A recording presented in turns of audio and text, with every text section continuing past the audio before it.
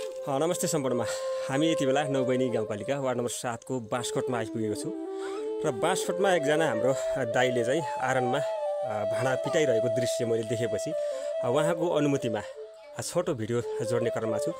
दाइलाई स्वागत छ। नमस्ते दाजु। नमस्ते। हजुरको नाम चाहिँ? मेरो नाम गुमान सुनार हो। गुमान सुनार। यो पेसा गर्न लाग्नु भएको कति वर्ष जति भयो समथिङ? म यो पेसा गर्न लागेको त अब 2023 सालको मेरो जन्म हो। 35-36 सालमा म चाहिँ सानो यसो बाउहरूसित चाहिँ अघि पछि हिँड्ने सिक्ने गर्थेँ। त्यस पछाडि चाहिँ मैले रेगुलर यो मै आफै चाहिँ अब यो काम मेरै नेतृत्वमा गर्न लागेको 45 सालदेखि यता आफै चाहिँ म आफ्ना भाँडाकुँडाहरू निर्माण गर्न लागेँ। अनि चाहिँ अब मैले पहिले त चाहिँ बल्ल उमेर थियो र 35-40 घरसम्म चाहिँ बाली गरेको आजभोलि चाहिँ अब बल पुराण सकिनु लाग्यो। त्यहाँ अलिअलि चाहिँ म जलदारी पनि गराउँछु। 12-15 घर चाहिँ बाली गरेको कमाएको छु। अहिले अझैसम्म पनि बाली घरे सिस्टम बाँकी नै छ? बाली घरे सिस्टम चाहिँ अब छ अलिअलि गाउँघरतिर। भनेपछि समथिङ 35 वर्षको हाराहारीमा तपाईँको यो पेसा चाहिँ अँगालेको भइसक्यो। यो पेसाबाट हजुरलाई घर खर्च चलेको छ छैन, के छ तपाईँको अनुभव हालसम्म? यो पेसाबाट त पहिले यो पेसाले मात्र त मलाई चलेको थिएन। मैले पहिले चाहिँ सुनार काम पनि गर्थेँ। सुनार काम अहिले चाहिँ अब आधुनिक डिजाइनका गहना आउने भएर चाहिँ तल अब लङ्कीको दोकानतिर पसलतिर चाहिँ जाने गरे। अब पुराना चेप्टे सुन बुलाकी अनि सबैका चाहिँ अब तिलहरी माडावारी जस्ता चाहिँ चिजहरू आएमा पुराना मान्छेले खटाएपटाएमा म गर्छु अझै पनि। र आजभोलि चाहिँ अब आफ्नो बस्या ब्यालो अब खाली किन बस्ने हो भनेर बस्या ब्यालो म यसलाई चाहिँ अलिअलि निरन्तर जे होस् दुःख सुख घर खर्च चाहिँ चलेकै छ। हजुर गुजेर अब चलेकै छ भन्नु पर्यो। ठिक छ। आफ्नो पुर्ख्यौली पेसा होइन यो? तपाईँको पुर्ख्यौली पेसा तपाईँभन्दा मुनिको तपाईँको छोराहरूले सम्हालेको छन् छैनन्, के छ कस्तो हो? छोराहरूले सम्हाल्दैनन्। अब कोही विदेशतिर गए, कोही चाहिँ अब इन्डियातिर छन्। अब यो सानो चाहिँ यो उसले यो पेसाले चाहिँ गुजेर नचल्ने भयो। बर्खाभरि चाहिँ अब 6 महिना काम गरेर बल्ल चाहिँ 12-15 पाथी चाहिँ पाइन्छ। उनीहरूले चाहिँ 6 महिनामा लगभग 40-50 हजार चाहिँ कमाउँछन्। अब जान परिवार चाहिँ राम्रो तरिकासित अब पालेका छन्। खाना लाउन यता लत्ता कपडालाई गुजेर उनीहरूले उतावटा गर्छन्। यो त नहुँदासम्मलाई मैले चाहिँ मेरो पाइक टाइम र बुढो मान्छेको खर्च मात्रै म निकाल्छु। यसमा चाहिँ अब अरू त जे भए पनि देख्नको लागि एउटा आफ्नो घर छोड्नु परेको छैन। आफ्नो परिवारसँग सँगै बसेर आफ्नो एउटा पुर्ख्यौली पेसालाई अँगालिरहनु भएको छ। एकदम राम्रो हो।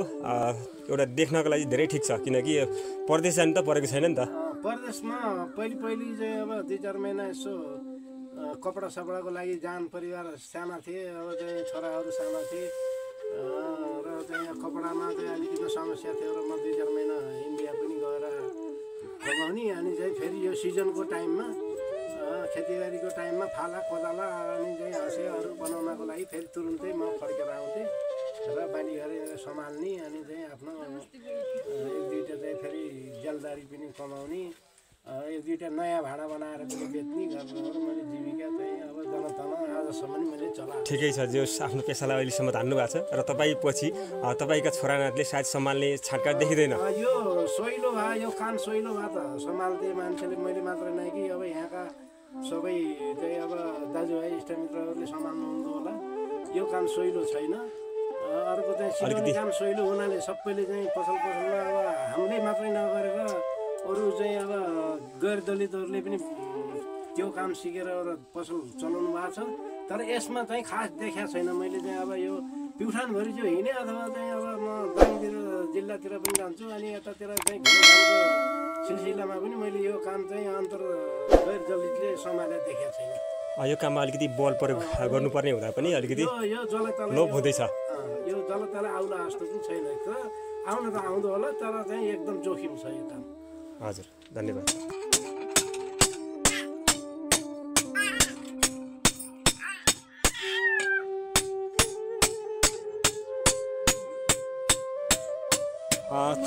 स्थानीय सरकारले तपाईँको पेसालाई के गरिदिएसम्म तपाईँलाई केही सहज हुन्थ्यो, तपाईँको मनमा लागेका कुराहरू राखिदिनु न। स्थानीय सरकारले त यसो चाहिँ अब आधुनिक सामानहरू उपलब्ध गराए चाहिँ यहाँ हामीलाई बनाउनलाई यो भाँडाकुँडा बनाउनलाई यसो केही सहज रूपमा केही चाहिँ अब सहज हुन्थ्यो जस्तै ग्यारेन्डरहरू भयो अनि चाहिँ अब तपाईँको वेल्डिङ मसिनहरू भए अनि यिनी चाहिँ भाँच्चे कुच्चेको जोडजाड पार्ने अनि घसाइ पिसाइलाई चाहिँ राम्रो सहज हुने काम हुन्थ्यो अलि चाहिँ हामीलाई पनि अलि सहुलियत पनि हुन्थ्यो र यसो स्थानीय सरकारले बजार व्यवस्थापनको केही परिपाटी मिलाइदिने हो भने हामीलाई चाहिँ यसो केही दर गरेर बेचे केही उपलब्धि हुन्थ्यो कि भन्ने चाहिँ त्यति मात्रै हो नत्र खासै यो चाहिँ सिकाइमा र यो गराइमा चाहिँ धेरै फरक छ यो चाहिँ खास छैन। हजुरको चाहना स्थानीय सरकारले अर्थात् स्थानीय तहको सरकारले केही सामानहरू मेसिनहरू औजारहरू चाहिँ अलिकति सहुलियत दरमा उपलब्ध गराइदिएको खण्डमा काम गर्नलाई सहज र तपाईँको पेसालाई पनि केही विकास हुने केही माथिसम्म पुग्ने एउटा थियो कि भन्ने तपाईँको चाहना छ। पक्कै पनि सो चाहना उहाँले प्रकट गरिसक्नुभयो। पक्कै पनि उहाँसम्म त्यो निकायसम्म पनि पुगोस् र केही सहज रूपमा सामानहरू उपलब्ध गराइदिएको खण्डमा पक्कै पनि उहाँलाई पनि केही राहत मिल्ने थियो भन्ने उहाँको जिज्ञासा रहेको छ।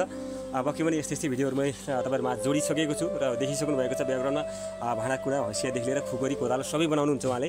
उहाँको अनुभव पनि धेरै लामो रहेको छ। पक्कै पनि सुनिसक्नुभयो सुरुवातमा कम्तीमा 30-35 वर्षको उहाँको अनुभव अहिले यहाँनिर सेयर गर्दै हुनुहुन्थ्यो गुमान सिंह सुनार। यति बेला हामी नौबैनी गाउँपालिका वार्ड नम्बर 7 को बाँसकोटमा छौँ। उहाँसँग कुराकानी मैले जोडिसकेको छु।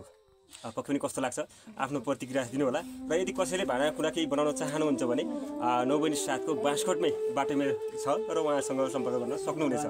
उहाँको नाम के भन्नुभयो? मेरो नाम गुमान सिंह सुनार।